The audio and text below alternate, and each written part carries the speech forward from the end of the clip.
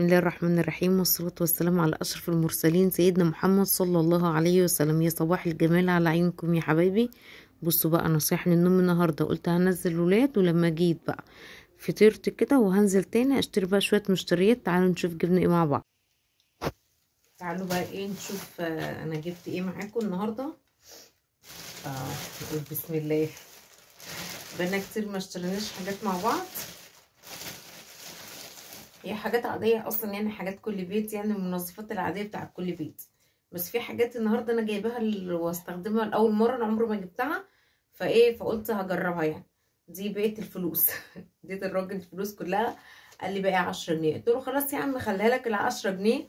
كام الفوطة دي؟ قال لي دي ب10 جنيه. قلت له خلاص طب هاتها بقى، يعني واخداها كده، صعب عليا ال10 جنيه يعني اخدها من الراجل.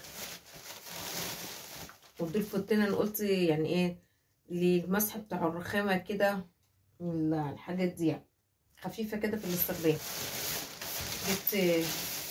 جبت لفة سلك كده ب10 جنيه على فكرة. الحتة دي انا ما بعملش بحاجة يا دوبك، بس بستخدمه في ايه؟ للبوتاجاز فقط لا غير. ما بستخدمش السلك في اي حاجة تانية غير البوتاجاز، مثلا دعك الحنفيات، الحاجات اللي زي كده. بصوا جبت ده فلاش، ده حلو جدا في الارضيات وفي الصفار اللي حوالين الحوض والقعدة والحاجات دي، حلو جدا.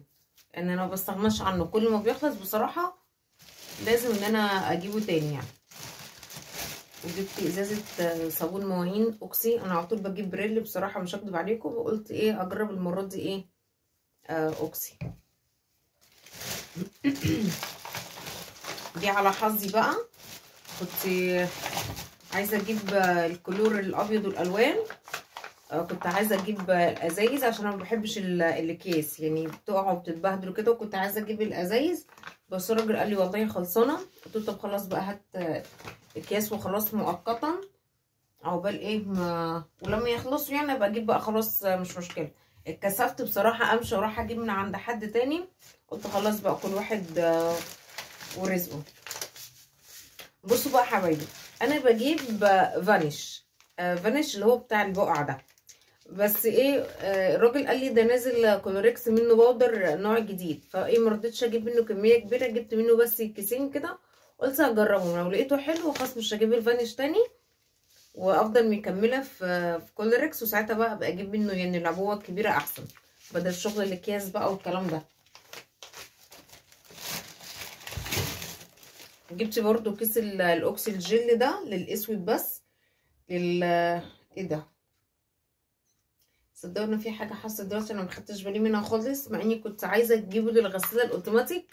بصوا دلوقتي لقيت مكتوب عليه للغسالات العاديه بس. اعمل في ايه؟ ممكن ابقى ارجعه وانا نازله كده كده يعني في طريقي، ممكن ابقى ابدله بقى واجيب مكانه للغساله الاوتوماتيك. انا كنت شاربه نشا يا جماعه ولا ايه؟ انا جبت معطر جو ده بريحه ايه، لا مش مكتوب عليه ريحه ايه، بس انا لما شميته يعني عجبني ريحته. وجبت ازازه شامبو. ايه تاني؟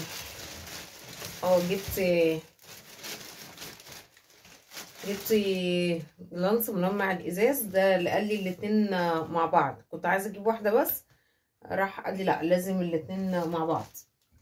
قلت له هات يا عم الاتنين مع بعض. الاتنين مع بعض والله ما فارقه، كده كده بتخلص وبنجيب يعني. بصوا بقى جبت دي زهره بيضه، دي للغسيل الابيض. انا مجربتهاش قبل كده، انا يعني ولا بستخدم الزهره الزرقاء الصراحه، انا مش هكذب يعني ما بحبهاش.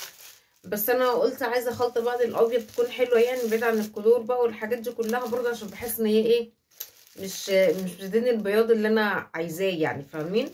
فلقيت بتاع منظفات قال لي الزهره البيضه حلوه وبتجيب نتيجه حلوه، يعني بتخلي الهدوم يعني حلوه بيضه ونضيفه اكتر يعني. فقلت هاخدها اجربها، فلو في حد جربها كده وحلوه يعني قولوا لي، بس انا كده كده هجرب يعني. جبت ايه تاني بقى؟ جبت لازانيا. هتقولوا لي ايه دخل اللازانيا بالمنظفات؟ اقول لكم معرفش، هو انا كده كده نزلت جبت علبه لازانيا، قلت عشان ابقى اعملها بقى في الغدا وكده. دي كده شويه المشتريات اللي انا جبتها معاكم اهي.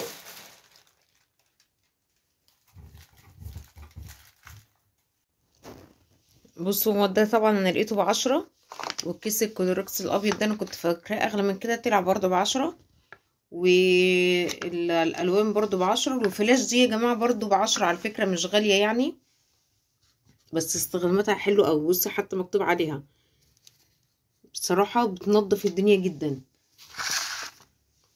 ودي الاوكسي اهو، وده المعطر اهو،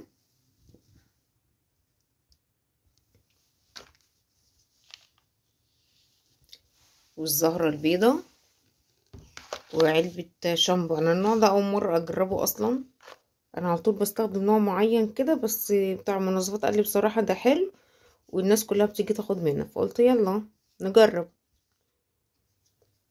حتى لو مش انا اللي هحط منها، خلي الحاج صاحب البيت هو اللي يجربها. بجرب فيه. لسه جايين بقى من المدرسة، مش قادرين ناخد نفسنا لسه، حتى ما قلعناش. سلام عليهم بقى. هاي روحي، صباح الخير. لسه جايين من المدرسة وايه، مش قادرين نعمل اي حاجة. انت على طول يا حمزة كل يوم بتيجي مش قادر اصلا تعمل اي حاجة. لسه كان هو النهاردة بس اللي مش قادر. انا كنت هنعس في المدرسة النهاردة. ما انت بتنعس برضه كل يوم. لسه راجعين من المدرسة مش قادرين، عايزين ننام. عايزين ننام. كل يوم راجعين من المدرسة عايزين ينام، وكل يوم تعبانين، وكل يوم قرفانين. عايزين نريح شوية. احنا كل يوم بنعمل واجبات كتير. اول لما بنيجي من المدرسة نفسنا يوم نكتب الواجب بالليل. واجب دروس. ما انتوا بالليل بتنعسوا. مش هننعس النهارده. هجاي بقى النهارده الخميس بقى، وهنكتب الواجبات بالليل بقى ونقعد براحتنا. والحمد لله برضه ان بكره الجمعه، عشان صاحبي يجي ينادي عليا. صاحبك مين اللي يجي ينادي عليك؟ بلال. بلال مين؟ بلال اخو بسيوني صاحبي. هيجي ينده عليك فين يعني؟ هيجي ينده عليا تحت البيت. يا سلام. والله العظيم، عشان قال لي خد 10 جنيه من ابوك او من امك ونروح نلعب بلاي ستيشن مع بعض. تروحوا تلعبوا بلاي ستيشن مع بعض؟ ده ايه الموضوع الجديد قوي عليا ده. ماشي، ما علينا. بصوا بقى، بعد ما نزلنا صورت معاكم المشتريات اللي انا جبتها. انا اللي هصور الطبليه. طب انت قلت ليه؟ طيب ماشي اصبر. بعد ما صورت بقى معاكم المقطع الاولاني ده ونزلت. انا قلتها بس مش هنوري. انا قلتها بس ما وريناهمش شكلها. طيب ماشي، مفاجأة لشكلها. ماشي مفاجأة. ايوه. نزلت بقى رحنا جبناهم وكده، واحنا جايين كده جبنا الطبلية بالمرة. جبنا طبلية لان كان عندهم الديسك بتاع الاستاذ حمزة طبعا. بصوا جه قاعد عليه كده، حمل بكوعه كده، راح اتجاب نصين. والله العظيم انا مالدة عبد الله هو طلع مرة، هو طلع على الانترير راح داس عليه من غير ما يقص. عبد الله يعني مش انت؟ والله العظيم هو. متأكد؟ ماشي. انت؟ ماشي معلش يا جماعة غلطنا. اللهم صل على سيدنا النبي. فقلت بقى ايه، اريح نفسي واجيب لهم حاجة تانية خالص. سلام. يلا بقى.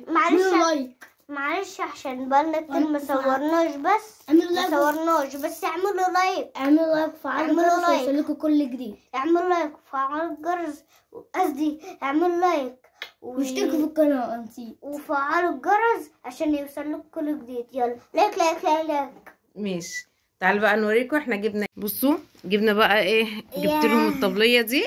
الطبليه شكلها جميل قوي قوي قوي قوي. قلت بقى اريح نفسي بعيدا عن الديسكات بقى. قلت ايه الطبليه كده. على فكره احنا اصلا ايه الطبليه، موضوع الطبليه خلينا جبت لهم الطبليه لان انا لما كنت بروح عند ماما وكنا بنذاكر هناك، فطبعا هناك ما فيش ديسكات، كنا بنحط الطبليه بتاعت ماما. بابا كان جايب لها واحده كده، فعشان ماما طبعا ما بترضاش تقعد في الارض وكده. ربنا يشفيها ويعافيها يا رب. فحبوا موضوع ان هم يذاكروا على الطبليه، فقلت خلاص بقى ايه نجيب واحده ونقعد نذاكر كده ايه عليها. ده هيناموا كمان خلاص كده يعني. مبسوطين. شكرا لك يا ماما. ماشي العفو. بس خلاص بقى سيبها عشان لسه هخش اغسلها. ماشي روح سيبها. خدي يا عبد الله هات عشان لسه هخش اغسلها بقى من التراب. عبد الله تعمل عزومه، فاغسلها بقى من التراب واسيبها تتصفى، وبعد كده ايه اول ما يغيروا هدومهم كده واكون حاطط لهم الهدوم في الغساله عشان تتغسل، تكون هي نشفت ويقعدوا بقى يذاكروا عليها. وده كان فيديو بقى النهارده، اشوفكم بقى ان شاء الله على خير باذن الله فيديو جديد، والسلام عليكم ورحمه الله وبركاته.